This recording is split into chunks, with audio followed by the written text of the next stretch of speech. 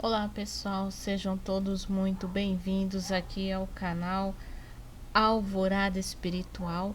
Espero que todos estejam bem, que todos estejam na santa paz de Deus, de Jesus, que a iluminação possa estar conosco nos estudos desta noite. Lembrando que nós estamos estudando o livro O que é o Espiritismo. É o primeiro livro que a gente estuda, né? Quando faz os cursos de espiritualidade, né, de evangelização. E esse livro é um dos livros codificados pelo nosso querido amigo e irmão Allan Kardec. Então, nós estamos no capítulo 1, né, que fala do primeiro diálogo, o crítico, e nós vamos dar continuidade neste capítulo hoje, tá? E antes de irmos para o vídeo de hoje, peço para vocês se inscreverem aqui no canal, ativar o sininho para receber todas as notificações quando tiver vídeos novos aqui. Lembrando que eu também vou postar aqui audiobooks, já estou com o primeiro audiobook já engatilhado aqui para dar início às gravações para vocês. E nós vamos ter também o quadro Conversando, onde a gente vai tratar de diversos assuntos que está na atualidade, né, sobre a espiritualidade, sobre as dificuldades que todos nós passamos ainda nos dias de hoje, tá bom? E vou pedir para vocês também deixarem aquele like para estar ajudando o vídeo, o canal a chegar a mais pessoas, e compartilhem aí o vídeo também para fazermos essa grande corrente de ajuda, de auxílio a mais pessoas para que conheçam a doutrina espírita, tá? Então vamos para o capítulo, para a continuação do capítulo de hoje, que é o capítulo 1, Pequena Conferência Espírita, primeiro diálogo, o crítico, dando continuidade ao nosso estudo. Visitante, retornemos, eu vos peço, às mesas moventes e falantes. Não poderia ocorrer que elas estivessem preparadas? Allan Kardec. É sempre a questão da boa-fé a qual já respondi. Quando a fraude estiver provada, eu vô-la entrego. Se vós assinalardes fatos confirmados de fraude, de charlatanismo, de exploração ou de abuso de confiança, eu os entrego à vossa fustigação, vos declarando de antemão que não lhes tomarei a defesa, porque o espiritismo sério é o primeiro a repudiá-los, e mencionar os abusos é ajudar a preveni-los e prestar-lhes serviço. Mas generalizar essas acusações, derramar sobre uma massa de pessoas honradas a reprovação que merecem alguns indivíduos isolados, é um abuso de um outro gênero, o da calúnia. Admitindo como vós o dizeis que as mesas estivessem preparadas, seria preciso um mecanismo bem engenhoso para fazer executar movimentos e ruídos tão variados. Como não se conhece ainda o nome do hábil fabricante que as confecciona? No entanto, ele deveria ter uma enorme celebridade, uma vez que seus aparelhos estão espalhados nas 5 partes do mundo. É preciso convir também que seu procedimento é bem sutil, uma vez que se pode adaptar à primeira mesa encontrada sem nenhum sinal exterior, porque desde Tertuliano, que ele também falou das mesas girantes e falantes, até o presente ninguém pôde ver o mecanismo nem descrevê-lo. Visitante, eis o que vos engana. Um célebre cirurgião reconheceu que certas pessoas podem, pela contração de um músculo da perna, produzir um ruído parecido com o que vos atribuís à mesa, de onde ele concluiu que vossos médiuns se divertem às custas da credulidade. Allan Kardec. Então, se é um estalido do músculo, não é a mesa que está preparada, uma vez que cada um explica essa pretendida fraude à sua maneira, isso é prova, a mais evidente de que nem uns nem outros conhecem a verdadeira causa. Eu respeito a ciência desse sábio cirurgião, somente que surgem algumas dificuldades na aplicação dos fatos que ele assinala às mesas falantes. A primeira, que é singular, que essa faculdade até o presente excepcional e olhada como um caso patológico tenha de repente se tornado tão comum. A segunda, que é preciso ter uma bem robusta vontade de mistificar para fazer estalar seu músculo durante 2 ou 3 horas seguidas, quando isso não produz nada além da fadiga e da dor. A terceira é que não entendo como esse músculo se corresponde com as portas e paredes nas quais as pancadas se fazem ouvir. A quarta, enfim, que é preciso a esse músculo estalante uma propriedade bem maravilhosa para fazer mover uma pesada mesa, levantá-la, abri-la, fechá-la, mantê-la suspensa sem ponto de apoio e finalmente quebrá-la na queda. Não se desconfiava que esse músculo tivesse tanta virtude. O célebre cirurgião do qual falastes estudou o fenômeno da tipologia daqueles que o produzem? Não.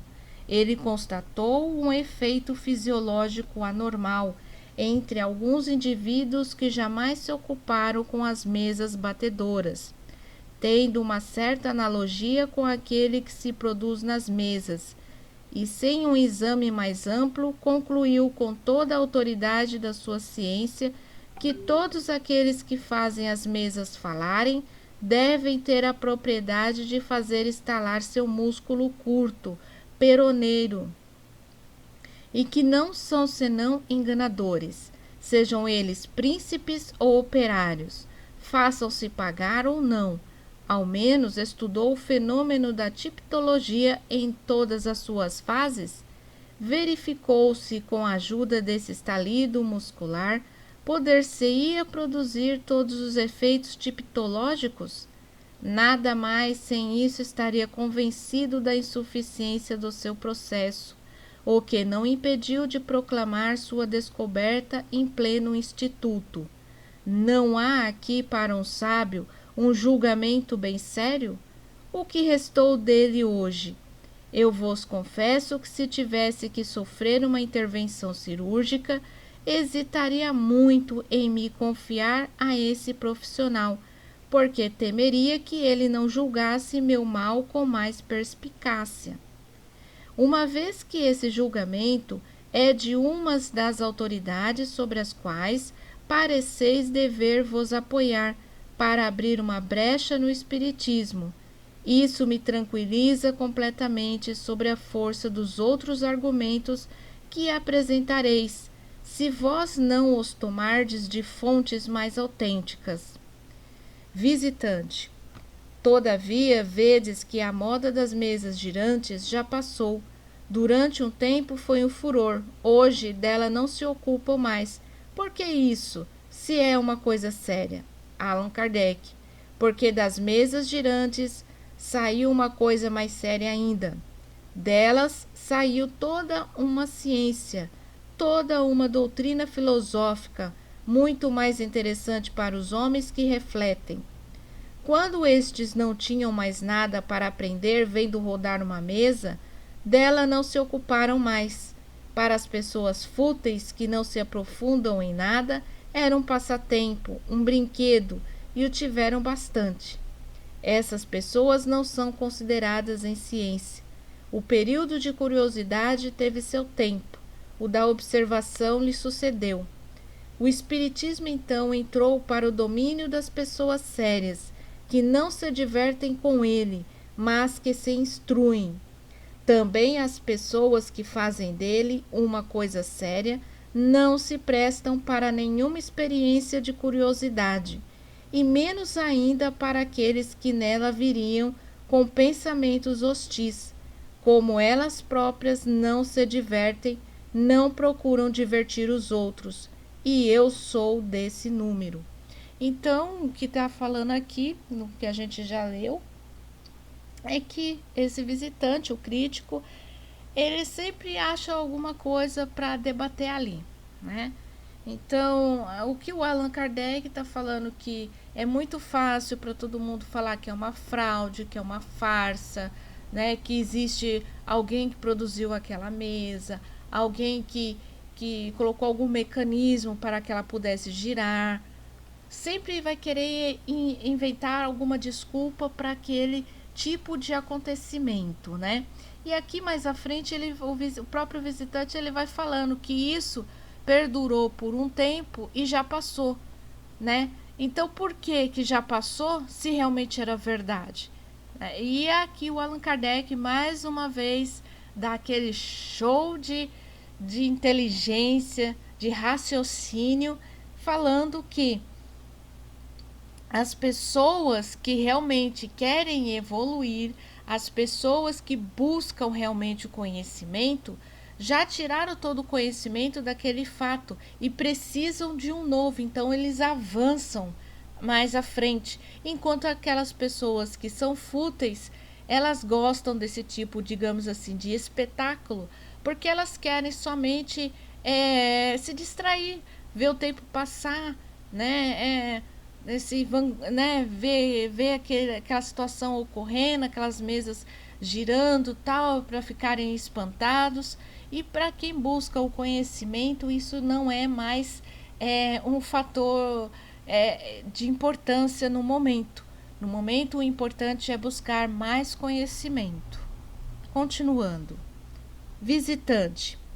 Não há, todavia, senão a experiência para convencer, mesmo não tendo no início senão um objetivo de curiosidade.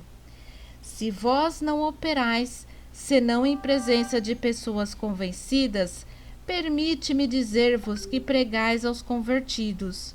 Allan Kardec. Uma coisa é estar convencido, outra é estar disposto a se convencer. É a estes últimos que eu me dirijo, e não a aqueles que creem humilhar sua razão, vindo escutar aquilo que chamam de fantasia. Com estes eu me preocupo o menos possível.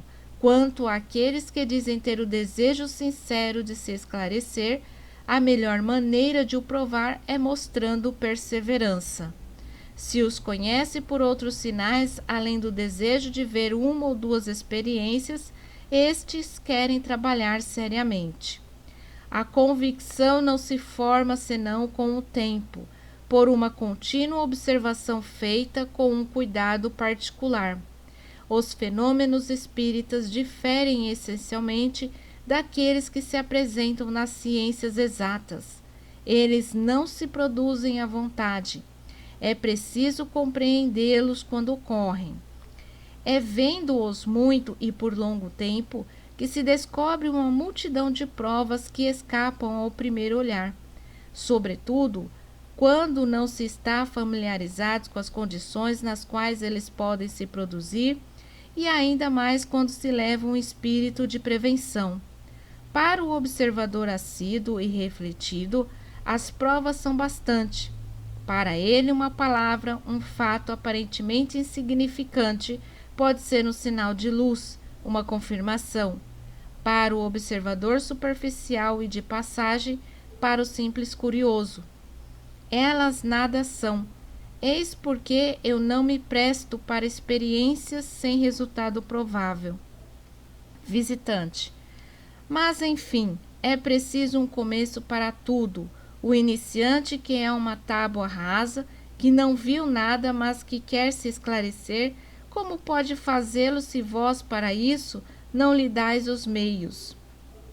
Allan Kardec. Eu faço uma grande diferença entre o incrédulo por ignorância e o incrédulo sistemático. Quando vejo em alguém disposições favoráveis, nada me custa esclarecê-lo, mas há pessoas em que o desejo de se instruir não é senão uma aparência. Com estes perde-se tempo, porque se eles não encontram imediatamente o que têm o ar de procurar, e que talvez os descontentariam encontrar, o pouco que vem é insuficiente para destruir suas prevenções. É inútil lhes fornecer oportunidade, porque elas a julgam mal e a fazem objeto de zombaria. Àquele que deseja se instruir, direi: não se pode fazer um curso de espiritismo experimental como se faz um curso de física ou de química, já que não se é jamais senhor para produzir os fenômenos à vontade, e que as inteligências que lhes são agentes frustram frequentemente todas as nossas previsões.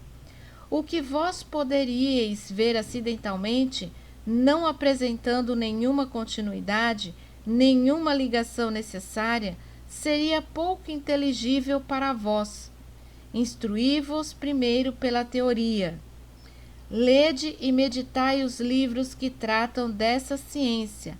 Ali aprendereis seus princípios.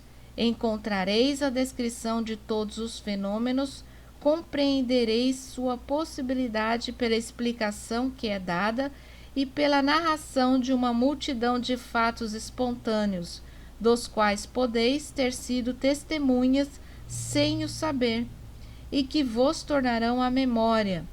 Vós vos edificareis sobre todas as dificuldades que podem se apresentar e formareis assim uma primeira convicção moral. Então, quando se apresentarem as circunstâncias de ver e de operar por vós mesmos, compreendereis qualquer que seja a ordem pela qual os fatos se apresentem, porque nada vos será estranho. Eis, Senhor, o que aconselho a quem diz querer se instruir, e pela sua resposta é fácil de se ver se tem outra coisa além da curiosidade. Então aqui nós terminamos este capítulo que trata do crítico, né? E vocês viram que há muitas questões em que ele fala sobre ele indagou muito o Allan Kardec sobre que aquelas mesas tinham algum dispositivo, poderiam ter sido fabricadas para causar aquele efeito, e o Allan Kardec muito pacientemente explicando, né, toda a passagem, né, explicando que não teria por que fazer aquela fraude, cometer esse tipo de desatino, né? E assim que até hoje as pessoas duvidam, né, quando nós falamos que nós vamos reencarnar, que todos nós reencarnamos, nós estamos reencarnados aqui estamos encarnados aqui na Terra, né? E quando nós formos para a pátria espiritual, voltarmos para o nosso verdadeiro lar, nós vamos encontrar, né, nossos familiares, né? Aí vai depender muito da evolução deles, da nossa. Então, aí as pessoas não acreditam. As pessoas duvidam, começam a arranjar explicações, arranjar subterfúgios, né? E aí nós cabemos apenas a nos calarmos, porque nem todo mundo está preparado para aceitar essa grande verdade que é o plano espiritual, não é verdade?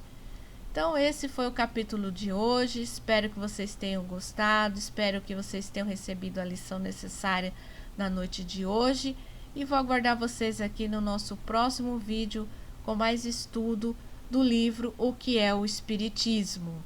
Um forte abraço para todos vocês, fiquem todos bem, que a luz de Jesus esteja com todos vocês, com suas famílias, e que Deus os abençoe. Que assim seja.